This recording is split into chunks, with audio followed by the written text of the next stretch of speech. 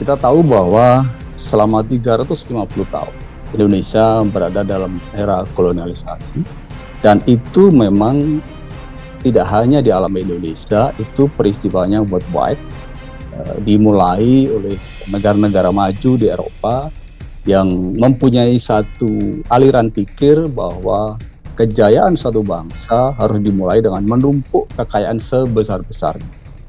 Nah, seiring dengan itu kemudian angkatan perang mereka kemudian kebetulan lebih maju daripada kita, maka dia melakukan satu ekspansi secara besar-besaran ke negara-negara Asia, Afrika, Amerika Latin untuk mendapatkan daerah-daerah jajahan untuk menghisap sebanyak mungkin sumber ekonomi. Dari situ kemudian kita mengalami suatu momen sejarah yang sangat menyakitkan, satu momen sejarah yang tidak bisa dilupakan oleh bangsa ini, tapi kemudian juga menjadikan bangsa ini merenung dan pikir, terutama oleh founding fathers kita, melihat bahwa era kolonialisasi haruslah dijawab dengan satu konsep, satu cara berpikir, satu ideologi yang bisa membebaskan bangsa ini dari kolonialisasi. Tapi saya akan mundur juga sedikit bahwa nampaknya setelah Perang Dunia Kedua berakhir, negara-negara maju di Barat juga tidak ingin begitu saja kehilangan daerah-daerah jajahan.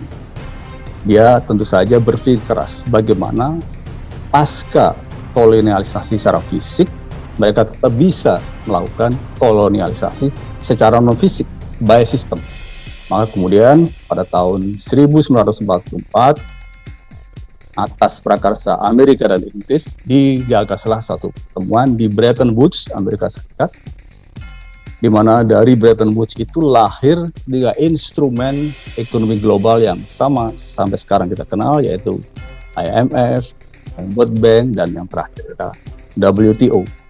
Nah, 3 instrumen kapitalis ini yang kemudian tentu saja disikapi oleh Bung Karno sebagai satu sinyal bahaya bahwa Indonesia harus mempunyai satu ideologi yang kuat, harus mempunyai satu sikap yang kuat, yang tegas, bagaimana bisa menghambat itu semua. Maka kemudian dari catatan sejarah yang saya baca, pada tahun 1963 Bung Karno pertama kali memperkenalkan konsep Trisakti, berdaulat di bidang politik, mandiri di bidang ekonomi, dan berkepribadian di bidang budaya. Nah, 3 prinsip yang sangat nasionalis ini, yang sangat sakti ini, kemudian diperkuat lagi pada pidato beliau pada 17 Agustus tahun 65. Memang sayangnya sampai beliau dilengsarkan, tidak kunjung bisa kita temukan bagaimana manifestasi Trisakti.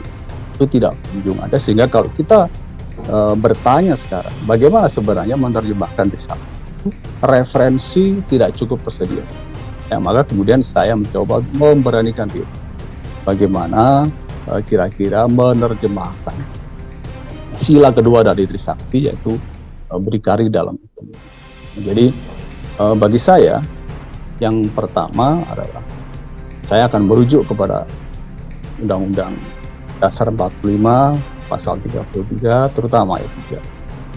Salah satu syarat daripada berdikari ekonomi adalah apabila negara ini mampu mengelola secara berdaulat kekayaan alamnya, baik itu bumi, air, dan kekayaan alam yang terkandung di dalamnya, untuk sebesar-besarnya kemampuan alamnya, artinya secara berdaulat.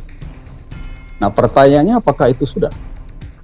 Tentu saja kita harus merefleksi lagi apa yang terjadi pada tahun 1967 ketika Soeharto mulai berkuasa, dibukalah satu pintu lebar-lebar Indonesia bagi investasi asing, sehingga dimulailah satu liberalisasi ekonomi dengan produk Undang-Undang Nomor 1 tahun 67 tentang penanaman modal asing.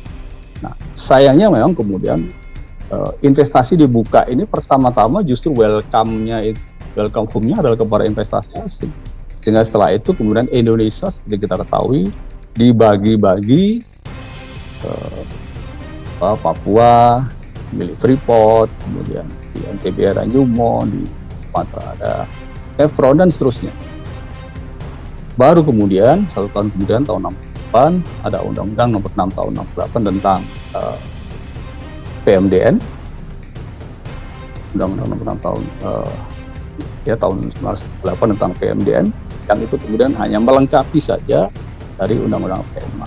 Nah, sehingga dengan demikian maka syarat pertama dari berdikari ekonomi tidak terpenuhi akibat daripada open border policy, akibat daripada liberalisasi ekonomi, dan itu berbekas sampai hari ini. Ini yang pertama.